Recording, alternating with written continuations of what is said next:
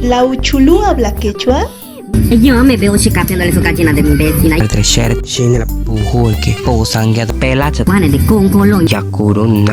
No puede ser, ¿eso es quechua?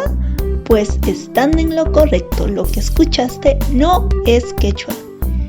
Aunque la última palabra sí, Yacuruna, significa hombre del agua. No dije Aquaman, Yacuruna. Yacu significa agua, runa, hombre. Entonces Yacuruna es hombre de agua. Puedes hacer más combinaciones como Alparuna, hombre de tierra, Ninaruna, hombre de fuego. Entonces veamos las palabras más usadas de la Uchulú. Tomate, bien durito y no apiacho. ¿Escucharon? Dijo apiacho. Es un modismo de la Amazonía peruana que se refiere a la fruta demasiado madura y suave. Entonces, ¿no es quechua? Pues sí lo es. Apia significa suave. Entonces hagamos una oración para que puedas recordar esta palabra. Apiarum papayay. Escucha bien. Apiarum papayay. Apia es suave. Ru es un sufijo que sirve para expresar una acción en el pasado inmediato. El sufijo n se usa para los elementos poseídos. Papayay. La y al final es el posesivo mi. Entonces, la oración completa diría así. Se suavizó mi papaya. Apiaron papayay. Sean pues a decirte por qué dices tu buchisapa. Que pues saben ellas, yo estoy buchisapa porque estoy comiendo bastante Juan. Buchisapa. Sí, escuchaste bien, buchisapa. Sapa es el sufijo ponderativo. En el español equivale al aumentativo con idea de lleno o mucho. Buchisapa. Buchi es probablemente que se refiera al buche de las aves. Sapa, ya te dije que es el sufijo ponderativo, entonces significaría barrigón. Buchisapa igual a barrigón.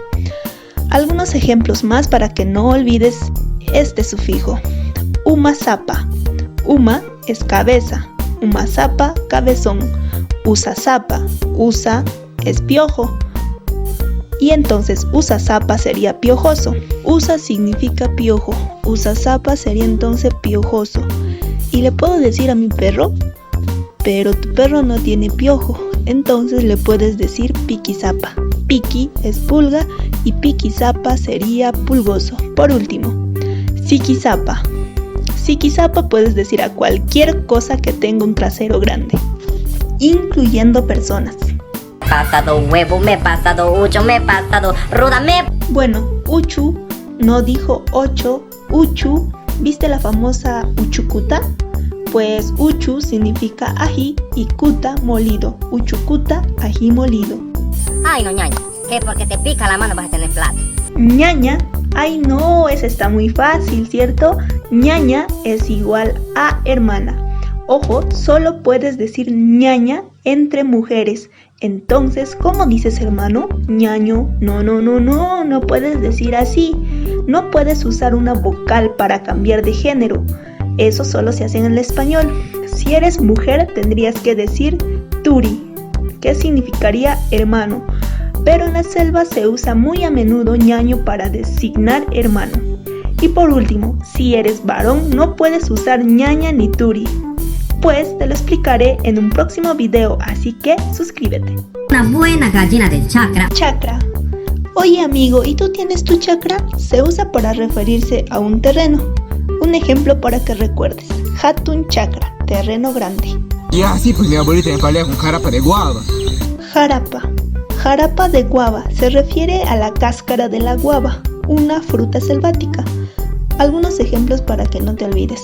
Guava jarapa, cáscara de guava. Mandarina jarapa, cáscara de mandarina. Eucalipto jarapa, corteza de eucalipto. Ay no, ¿es en serio? Ya le chancas huevo de mi hamburguita, ¿cómo que va a ser Juan? Chancar. ¿Piensas que es español? Pues es una de las palabras quechuas que se encuentra en la RAE. Sí, en la Academia Real de la Lengua Española. Y así dice, proviene del quechua chamjay, machacar o moler. Aquí tienes un ejemplo para que lo recuerdes. Chamhay sarata. Chamhay significa moler, sarata, maíz. Eso fue todo por hoy. Ayin punchau, ayin tuta, llapa ikichikpaj, maipiña, chaipiña, kaptikipas. No se olviden de suscribirse a Quechua P, tu pananchikama.